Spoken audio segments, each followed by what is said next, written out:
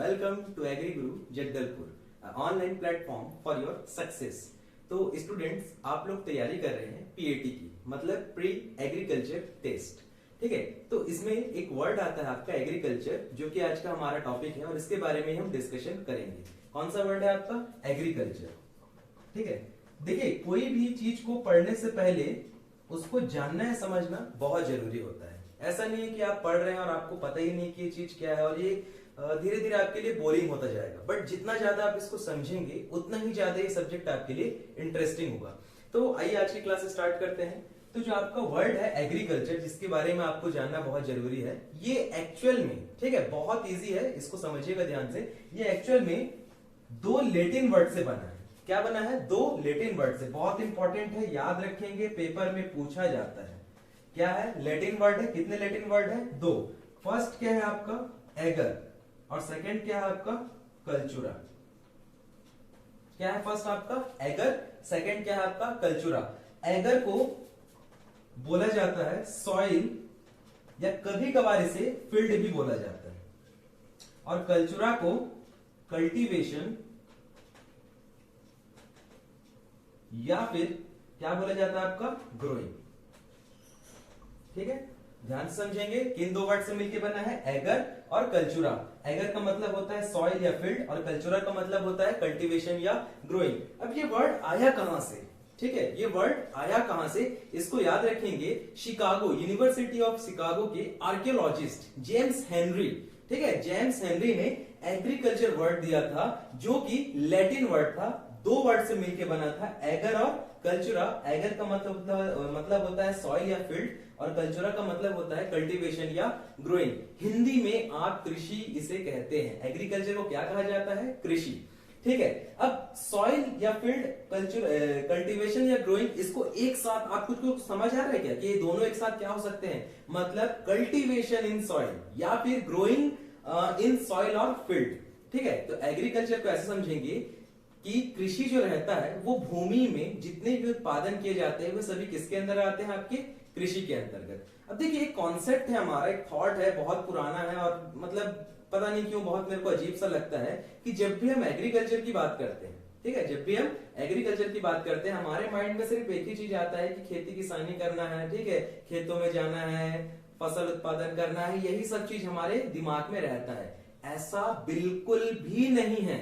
Agriculture सिर्फ खेतों तक ही सीमित नहीं है। आपको जान के हैरानी होगी कि एग्रीकल्चर इतना ब्रॉड सब्जेक्ट है कि इसमें आप इतने सारे सब सब्जेक्ट्स पढ़ते हैं। जैसे कि इसमें आप एग्रोनॉमी पढ़ते हैं, इसमें आप हॉर्टिकल्चर पढ़ते हैं, इसमें आप सॉइल साइंस पढ़ते हैं, ठीक है, एक्सटेंशन, आपका क्या बोल सकते हैं, पैथोलॉजी, एंटोमोलॉजी, ठीक है, बहुत सारे सब्जेक्ट इसमें आते हैं। Sericulture, fishery science, poultry science, ये सारे किसके अंदर आएंगे?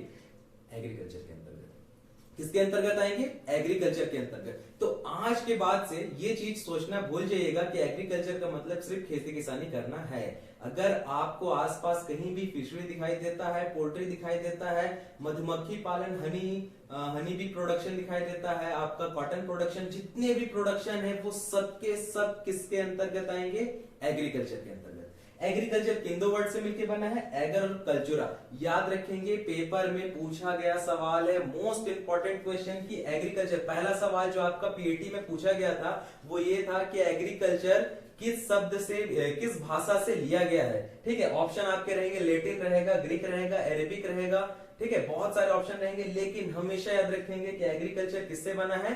लैटिन वर्ड से। कौन से दो वर्ड है? ये भी आपका पूछा गया है कि एग्रीकल्चर शब्द किससे मिलके बना है?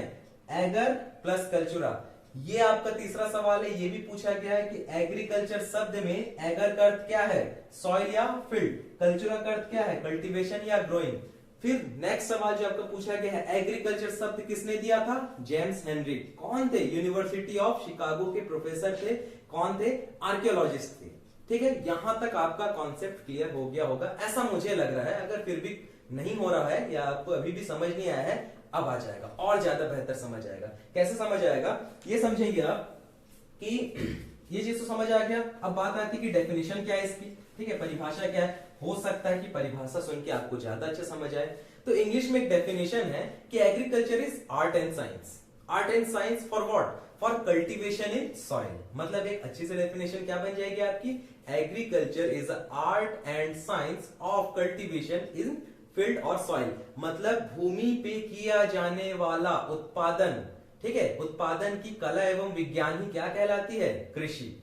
ठीक है, ये डेफिनेशन भी अगर आपको समझ नहीं आया और अच्छे से डेफिनेशन समझते हैं। ठीक है, ये डेफिनेशन समझ नहीं आया, नेक्स्ट डेफिनेशन ये है कि एग्रीकल्चर में बी डिफाइन एज, एग्रीकल्चर में be define as the cultivation, या फिर ऐसा समझेंगे कि एग्रीकल्चर में be define as the study of different types of branches like agronomy, horticulture, pathology, entomology, soil science, sericulture, apiculture and many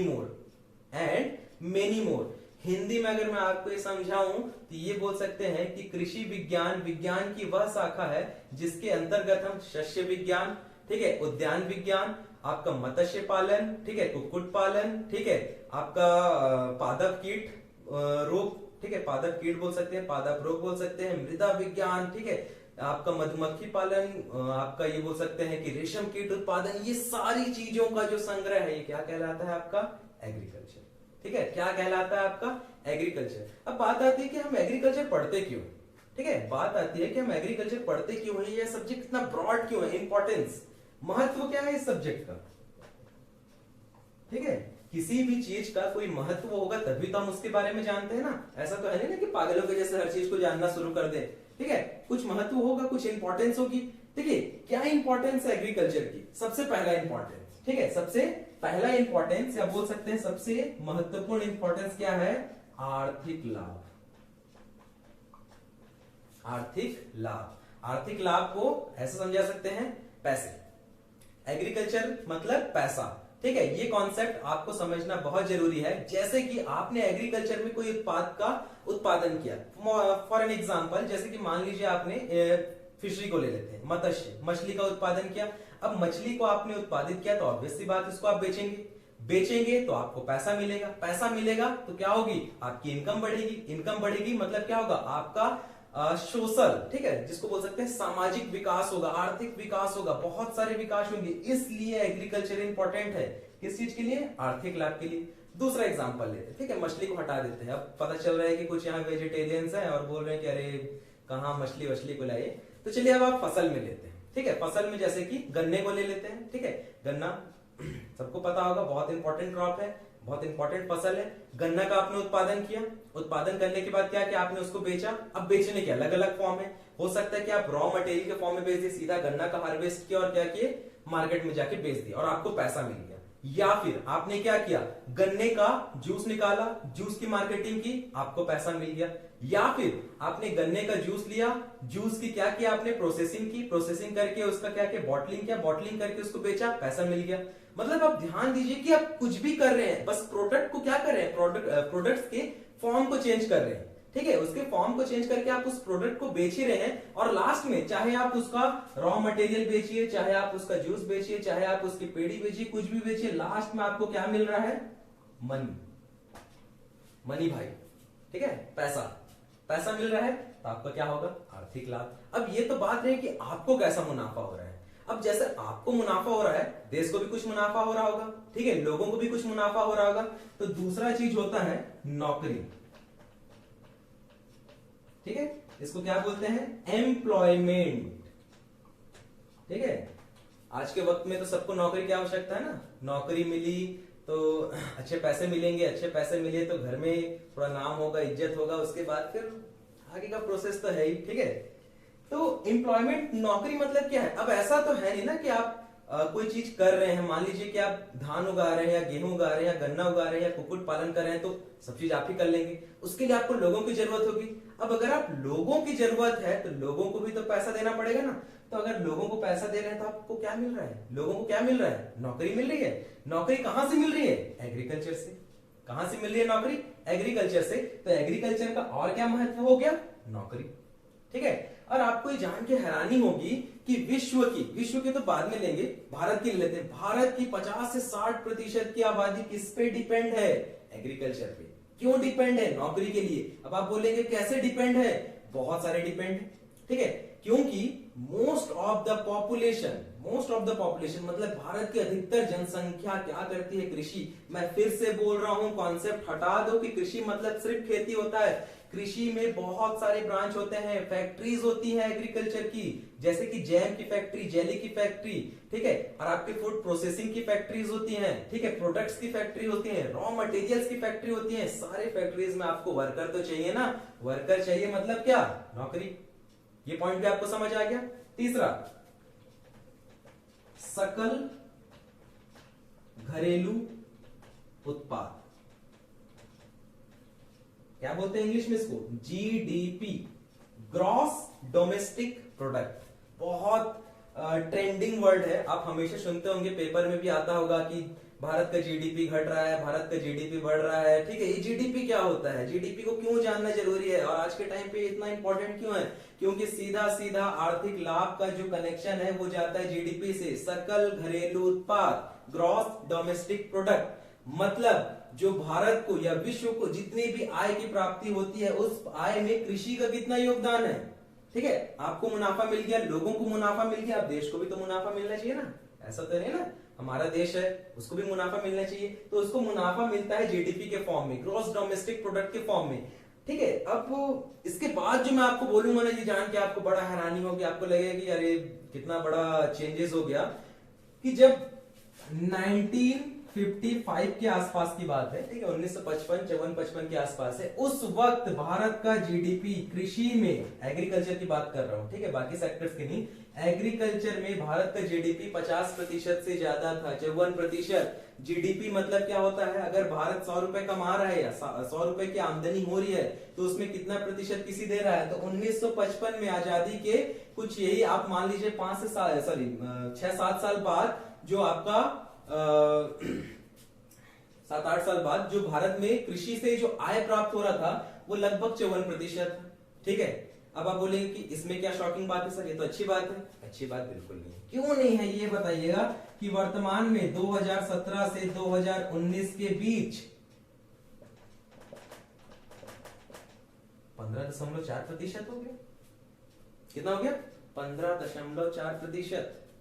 कहां थे हम? 54%। कहां पहुंच गए? 15.4। इसके बीच में 2016-17 के बीच में 17.9% के आसपास था। कितना था? 17.9। वर्तमान में कितना है? 15.4। आप देखिए, यहां ग्रो नहीं हो रहा है, यहां हम डाउन में जा रहे हैं। पहले हम ज्यादा योगदान देते थे, अब हम कम योगदान दे रहे हैं। अब इसका क्या रीजन है, क्या कारण है कि ये जीडीपी लगातार गिर रही है? अवेयरनेस में कमी, सीधा सीधा मैं बोलता हूं, ठीक है, अवेयरनेस में कमी, जागरूकता में कमी। लोग आज कृषि नहीं करना चाहते हैं। ठीक है, लोग आज कृषि नहीं करना चाहते हैं। कहां जा रहे हैं? अब बात आती है कि अगर ये 54 से 15% हुआ, तो ये जो प्रतिशत घटा है वो कहां गया है? वो गया है आपके इंडस्ट्री में।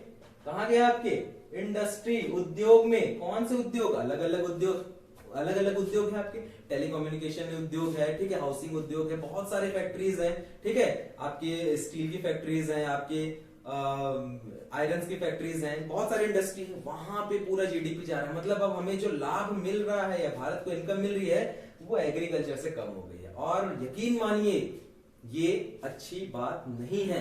क्यों अच्छी बात नहीं है? क्योंकि आप हमेशा सुने होंगे भारत एक कृषि प्रधान देश है। क्या है? कृषि प्रधान देश है। और एग्रीकल्चर को क्या बोला जाता है पता है? इंडिया का backbone, backbone of Indian economy is known as agriculture. Bharat में या भारत की जो रीढ़ की हड्डी मानी जाती है ना, वो कृषि को मानी जाती है। लेकिन इस प्रतिशत से तो बिल्कुल नहीं लग रहा है कि ये भारत की रीढ़ की हड्डी है। ठीक है, बिल्कुल नहीं लग रहा ना। ऐसा लग रहा है कि रीढ़ की हड्डी टेढ़ी हो चुकी है, एकदम पोलियो वोलियो हो गया है, ग्रसित हो गया है, समझ नहीं आ रहा क्या हो रहा है। ये इसलिए हो रहा है क्योंकि हम अवेयर नहीं हैं। क्यों? क्योंकि हम एग्रीकल्चर सेक्टर से दूर जा रहे हैं, और ये बहुत सोचनीय मुद्दा है। ठीक है, it is very unfortunate thing, बहुत ही गलत बात है, पर जो भी है वर्तमान में। ठीक है, अब बात आती है कि जीडीपी में तो योगदान देता है, चलो जितना भी देता है देता है, तो ये एक का और क्या है आपका महत्वपूर्ण, और इसको बढ़ाना है। ठीक है, एटलीस्ट इसको बहुत बढ़ाना है। चलिए चौथे पॉइंट की बात करते हैं कि और क्या महत्वपूर्ण है एग्रीकल्चर का, तो है अंतरराष्ट्रीय